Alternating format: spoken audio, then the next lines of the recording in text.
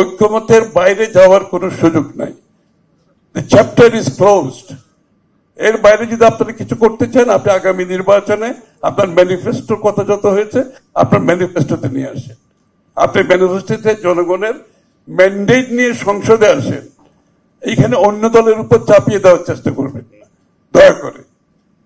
আপনার চিন্তা, আপনার ভাবনা অন্য দলের উপর চাপিয়ে দেওয়ার চেষ্টা করবেন।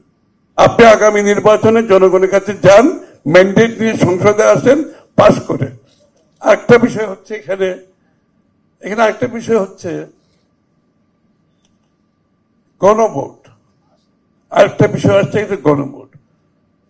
গণভোটটা কি ব্যাপার? এই যে আজকে যে সরকারটা ক্ষমতায়, অন্তর্বর্তী সরকারটি আছে, এই সরকারটা কিন্তু বর্তমান সংবিধানের পরিপ্রেক্ষিতে এই সরকারটা হয়েছে।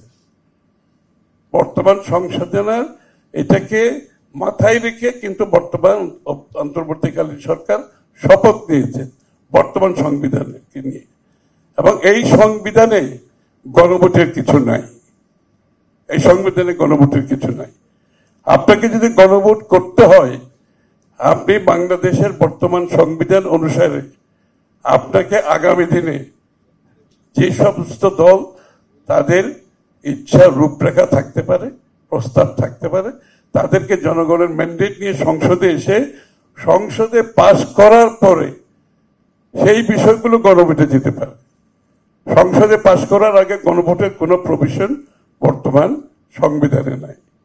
এবং আমরা অনেক কিছু চাইতে পারি, আমাদের সব ইচ্ছা পূরণ আমরা ঢাকায় বসে ঐক্যমত কমিশনের মাধ্যমে সমাধান যদি না হয়, এর একমাত্র সমাধান আপনি জনগণের কাছে গিয়ে এটা সমাধান করতে হবে।